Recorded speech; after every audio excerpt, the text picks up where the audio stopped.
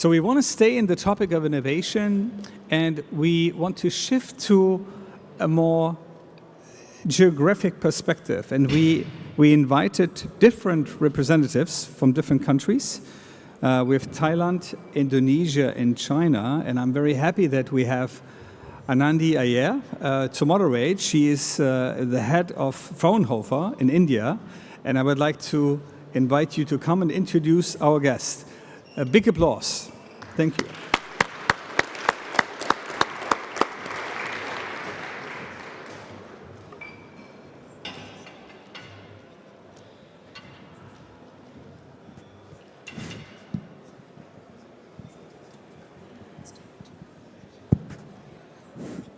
Good morning, schönen guten Tag. Very warm welcome to all of you, and it's a great pleasure and honor for me to be able to moderate a very, very interesting topic, the battle for innovation. And may I invite on stage Atika, who's the head of the Regional Development Program of the Government of Indonesia. A big round of applause for her, please.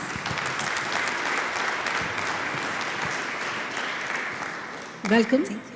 May I also invite Sandra Schulze from Berlin Partners, looking after the China desk here.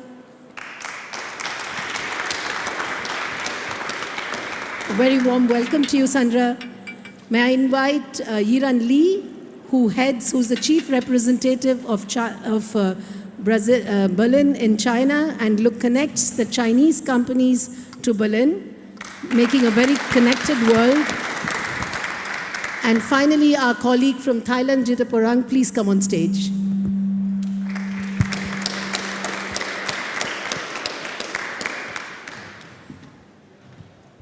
Ladies and gentlemen, we've been hearing about innovation the whole day today. We are living in a very fragmented, disruptive world. On the one hand, throwing up challenges every day, whether it's COVID or other types of challenges. On the other hand, we are constantly innovating to make the world a better place. So the two words that come to my mind, which are going to be extremely important going onward, is resilience to deal with present challenges and innovation to take on future challenges. While we talk of a fragmented world, innovation never happens in silos. We always know that innovation needs ecosystems, local, national, international. And we heard Klaus Neumann talk about, setting systems in place, whether it's IP or, other, frameworks that allow for innovation to happen in a structured manner. But at the same time, it's very clear that we all are working towards a common goal of a sustainable planet. We have today experiences of several nations here. The South is emerging as a shining example of innovation and economic stability in an increasingly volatile world. I head the Fraunhofer in India for the last 15 years. Fraunhofer would be possibly familiar to many of you, but Fraunhofer is one of the world's largest applied research ecosystems. We are present in 82 countries in the world. We generate over 3 billion euros in R&D, out of which 70% is earned through industry and projects with the public sector, more than 35,000 researchers. And our strength is really the global footprint. So let me share with you and my colleagues here, let us have a very lively discussion and an interactive, and I'd be happy to hear some of you also pitch in with your suggestions on what are we talking about. The battle for innovation is not between countries, but the battle is to tackle the challenges that are thrown at us through innovation. So let me give a positive spin to this title. And I'd like to start with you, Atika. You have been championing governance because the government is the center of many public sector innovations. And we have seen how COVID has actually put the government firmly in the saddle, calling for creating multiple stakeholder collaborations and indeed setting the framework, the funding, and the accountability to deal with those challenges. Would you like to share some of your experiences of this journey that you've had? Thank you, Anandi. And thank you for all of the distinguished participants here. It is such a pleasure to sharing our journey of innovations. Well, our journey started in 2019 when we tried to utilize digital technology to improve the quality of Jakarta's public services. We try to engage more effectively and actively with the citizens, and we see that there is an approach that we need to have them voluntarily active and not forcing active. And we see that digital can play an important role in that. And then comes the COVID-19, the pandemic years. Those challenges give us realizations that it's not only the challenge, but an opportunity to give, because there is a different in the transactions and interactions between citizens. So we try to build a platform that make possible not only the government, but also the other stakeholders like startups, universities, on one single platform, super apps, we call Jakarta Kini, that makes every citizen can access all the public services in one platform. So in less than 2 years, we developed 60 public services on one platform, and they downloaded voluntarily by more than 4 million of citizens. Then it became our realizations that, as you say, the innovation is not a standalone process. It needs to be collaborate with all the stakeholders. And then we have help from Berlin also in a program called Smart Change to accelerate startup. You see that it's not easy to develop 60 features of public services in less than 2 years. But we got help from all the startup, from the universities and others party that makes more citizens actively participate in our planning sessions, in public complaints, in all of the designing of spatial planning, and also all the permit and all of the aspects of the public services. And now that we have a strong ecosystem, we try to elevate more to build a Jakarta future city hub. As you know that our government have a plan to move the capital city not only to not in Jakarta but to other province. Now we see that we still have the competitive advantage to become a global city. So we have to accelerate more on digital innovations to become more actively in global city competitiveness through the technologies. I think it is the cooperations between the Jakarta and Berlin that set up the future city hub for Jakarta, and we see probably in the next 2 months or 3 months we can operate those future city hubs. Thank you. Sounds very exciting. Have you put in place something like an impact assessment that you will be analyzing how these innovations have been carried through? Yes, we become actively having a forum between government and all the stakeholders like a startup and all universities in very active forums, not only on face-to-face, but on the digital platform. And we get a very dynamic response on how we need to tackle and how to innovate, or what services that can be easier access for all the citizens. And so I think the most important things is we should have the foundations of the good relationship between all that need to be participate in these innovations. So I think the government role should be on the center part to make sure that everybody is involved, participating based on voluntarily actions, not forcing. That sounds exciting. I'd like to turn to Jittrapon. You represent the National Innovation Agency of Thailand. And while Atira is working with the citizens to create a more inclusive innovation ecosystem, you are working with budding entrepreneurs, helping them to access the innovation ecosystem, work with research institutions, universities, but you're even funding them. Now, we all know there are many startups here. How many startups are here in the audience today? Can you put your hand up? Yeah, so there are quite a few startups, as you see, and it's no surprise that the death valley for startups is really the funding and the scaling. And many countries are trying to find solutions to this. Would you like to share some insights from your journey on how are you supporting budding entrepreneurs to take their companies to scale and profitability? So thank you very much. Again, my name is Jittrapon. You can call me Jade. I'm an innovation developer from the National Innovation Agency, which is one of the key driving force in development of startup and startup ecosystem in Thailand. It's my pleasure to be here. Apart from me, we are here with the other Thai startups. Our booth is located just at the left-hand side. If you are keen, what are the new technologies, new solutions, new startups, please visit us at the booth. So in Thailand, the startup scene has begun around 2012 and has taken rise from 2016 onwards. The National Innovation Agency has been one important part in driving the development of such ecosystem from day one.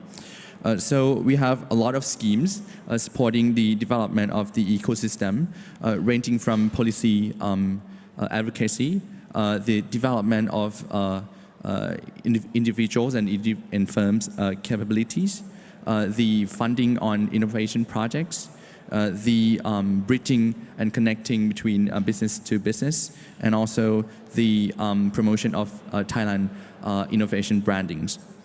So in terms of growing startups from the very young stage, we have a lot of schemes. For example, in terms of new talents and new budding entrepreneur creation, we launched the so-called entrepreneurial university scheme, where we partner with more than 40 universities across the country to do the pitching tournament in the university level. So every year we receive more than 1,000 applications, more than 1,000 teams new from university. From there, they need to compete with each other.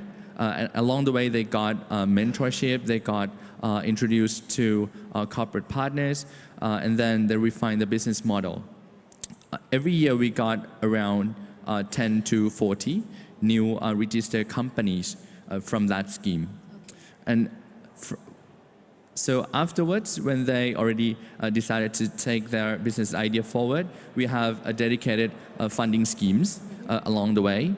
For example, we have around 15 to 30 million USD per year in terms of funding into Thai startup scenes, ranging from pre-seed is around 50K USD per project. And then when you complete the building of prototypes, we have some other schemes for funding. For example, we have up to 150K million USD for the bigger project. And also, as you may know, the date valley is when the startups trying to refine their solutions to fit with the market. So not only they need to last long, they need to actually get access to the market. So we have some other schemes and funding for them to get access to the market. For example, we have government procurement transformation scheme, where we fund some ready-to-use solution for use at the government. We have a connecting scheme between large corporations and startups to help them get access to that customers. We also have matching fund to mobilize more funding from the VCs, angel investors, and also other corporates. That sounds very exciting, which means you have a very staggered way of funding them. I mean, some of the seed funding, then the government procurement. I think that's an excellent way of really doing it, because even in India we do that. When the government starts to involve startups in its procurement program, it sends a very strong signal, and also helps them to become profitable faster. So I think that's very nice to see a bouquet of funding opportunities rather than just one funding opportunity, and then many of them just don't survive that race. So that's very interesting. I would like to turn to you, Yiran. You are really at the forefront of supporting Chinese companies to work with Germany. We have seen the evolution of innovation in China, which started as a top-down promotion scheme where the Chinese government really set the accent and said, this is how we need to go. But today we are seeing a lot of bottom-up innovation coming in China. And I think this is very exciting because it is kind of vertical and horizontal. Would you like to throw some light on what has brought in this change and where are you heading in the next few years? Okay, so thanks for having me here also. I think where it's really interesting, we're talking about these two mechanisms, the top-down and bottom-up. I think it's both very important part in the Chinese innovation ecosystem. But of course, one common sense now in China is the future of Chinese economy lies in innovation.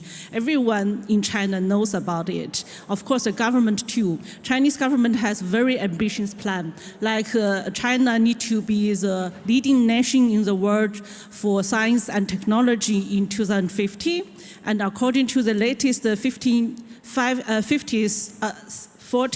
five-year plan, China want to increase the research and development expense to 7% annually from 2021 to 2025.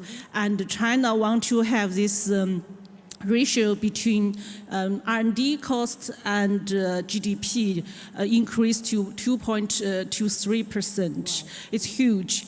And for example, for this year, Chinese central government has just announced that 2023, they have extended this policy of pre-tax super deduction for research and development expenses, which means the companies are allowed to deduct 200% of their research and development costs to reduce their taxi bond and to increase the capital flow.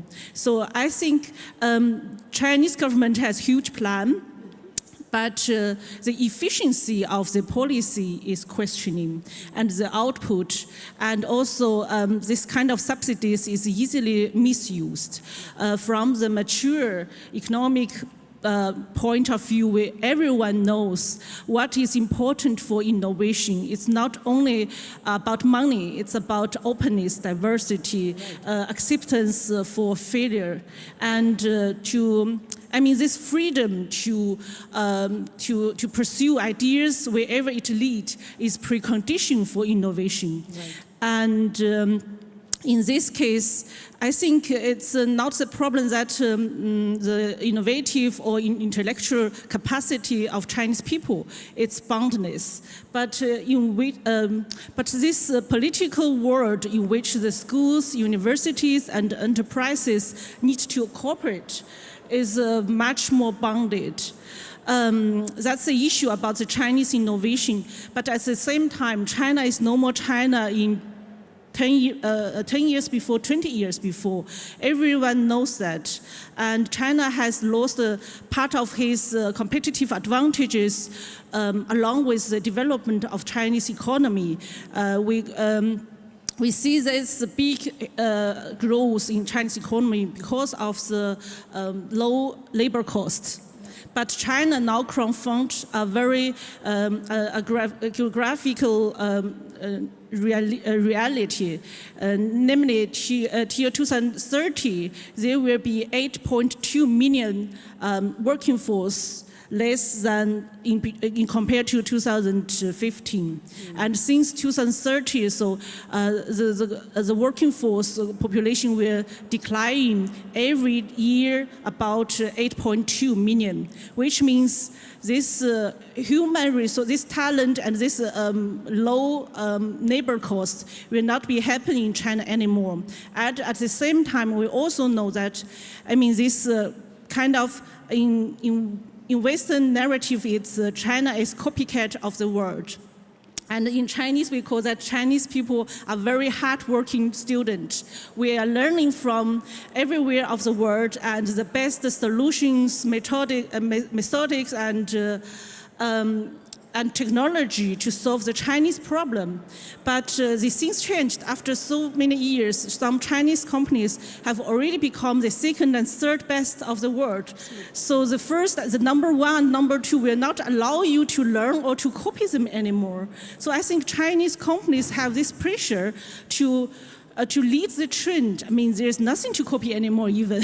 I mean, in the next 20 years, I think it's a big question for Chinese entrepreneurs to take the lead and to offer the Chinese solution for the world problem.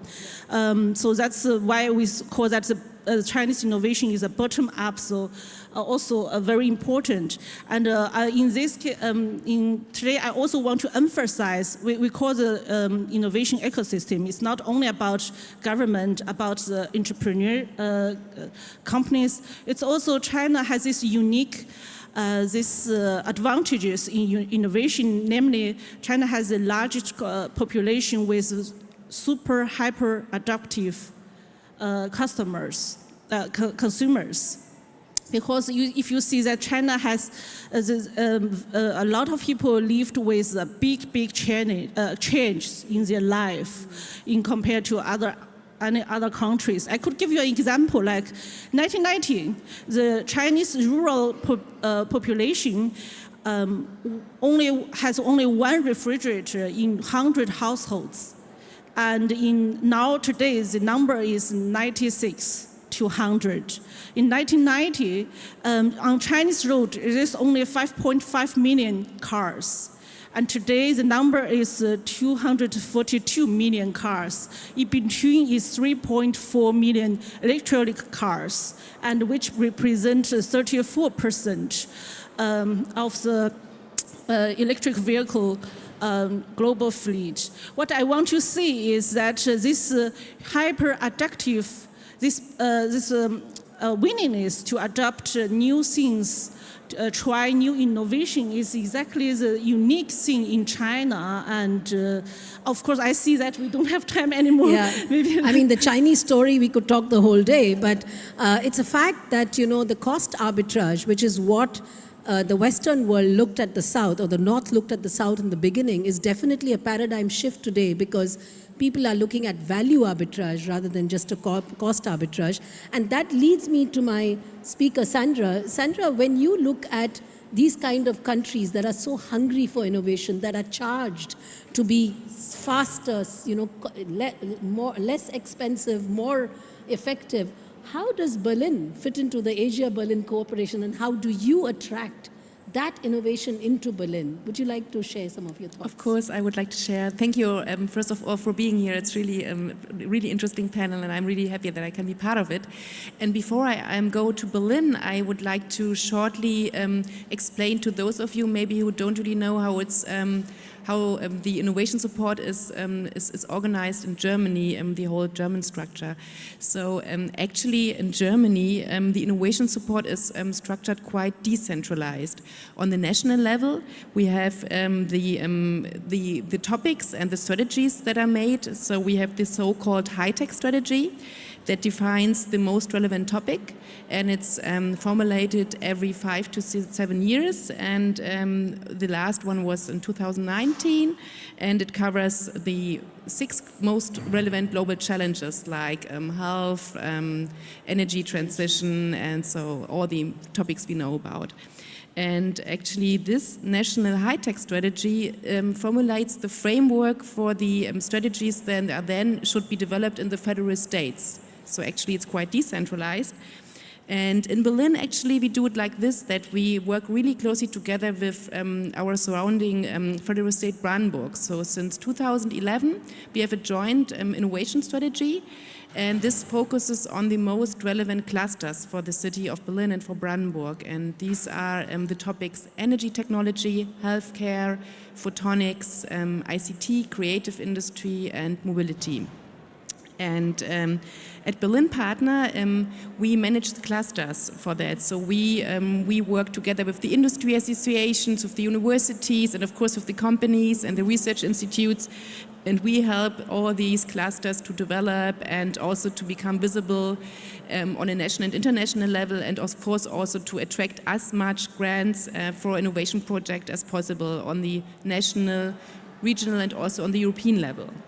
So this is just basically what we do, and yeah, I mean, I think we are really lucky in Berlin that because of our startup landscape that we already have, and because of this, we have so many innovative and international talent in Berlin that actually we attracted in the last years a lot of brilliant companies also from Asia. I can't name all of them. I'm just thinking about, for example, Fujitsu or Hyundai that have their own innovation lab here, or just most recently NIO, the Chinese electromobility companies that has decided for their IT and software center here.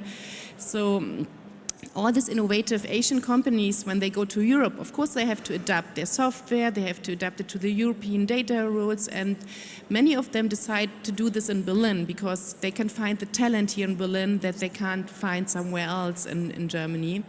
And this is really a big plus for us. And we try to support them as best. For example, for the talent, we offer the business immigration service. So if companies want to employ people that don't have European Union citizenship, we try to make the application for the working permit, for the living permit, as smoothly as possible. And so we try to do the best to guide them through the bureaucratic jungle that you can sometimes have in Germany. But this is not all that we do. Of course, the city of Berlin offers a lot of international cooperation platforms to attract the Asian innovation. I mean, we have here the best example with the Asia Berlin Summit, and this is not the only platform that we have.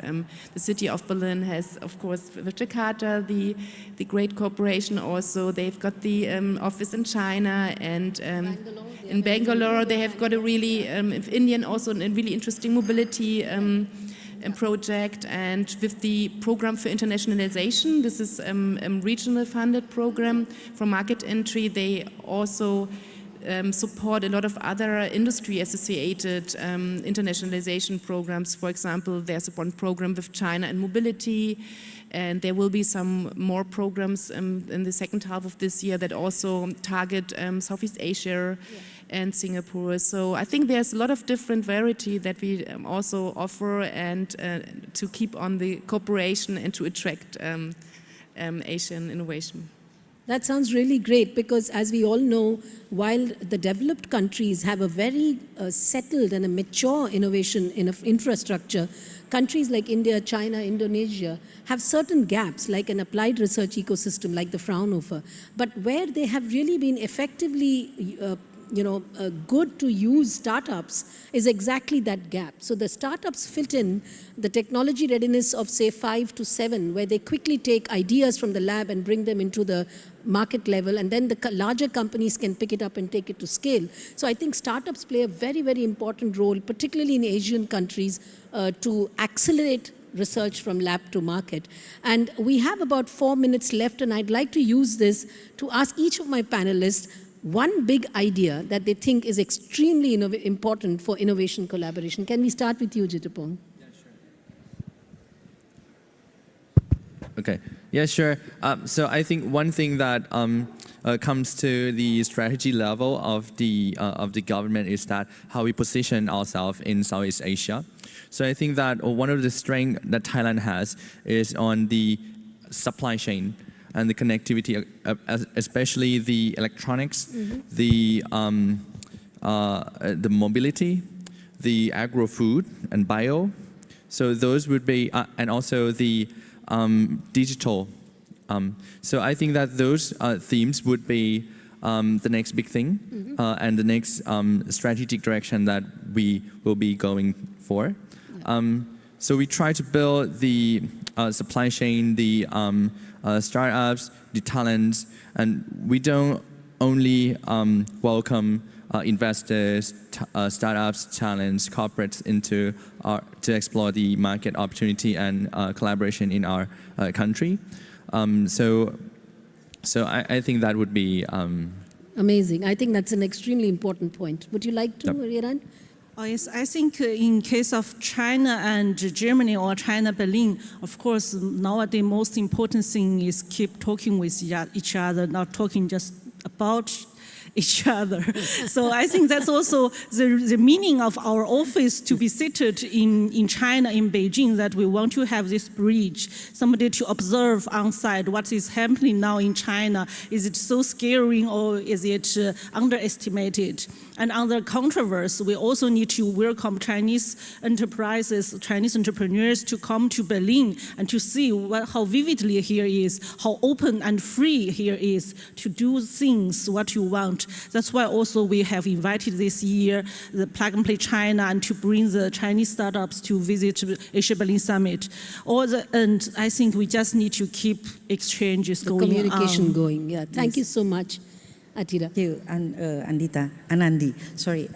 If there is one thing that we learn from our journey is that the most important thing is building a strong collaboration based on the ecosystem and the perfect platform. That we see that in South Asia, we have the same urban issues. So I think the most important thing is why don't we expand those collaboration in tackling urban issues and goes to other issues like climate change, mobility, and also the other issue, the bigger issues that we can collaborate more between countries. So I think every city, every country have experience, and I think the more we communicate, the more we collaborate, we can find more solutions and giving more active participations in the world issues. Absolutely. It's a connected world despite all the fragmentation that's happening. Sandra. Yeah, I also think there's not this one idea that I have, but I also think that we have so many challenges, and it's really important for all bridge makers. And I think there are also a lot of bridge makers here in the audience that we every day think about opportunities to meet, to discuss, and to collaborate. This is really important for our whole world. Thank you. And I'd like to add a big idea from my side. I wear the hat of the chair for G20 for Women in STEM, and a big round of applause for all the women here who have really broken through a lot of glass ceiling to get where we are. And I think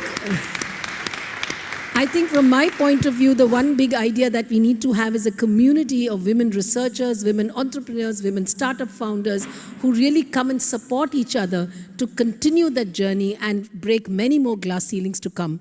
Thank you very much to my panel for being here and for sharing your journey, the experiences, the challenges, and the opportunities. Like Yiran said, let's keep the communication going. Have a wonderful day and 2 days of Asia Berlin next 2 days. Thank you so much. It has been a pleasure.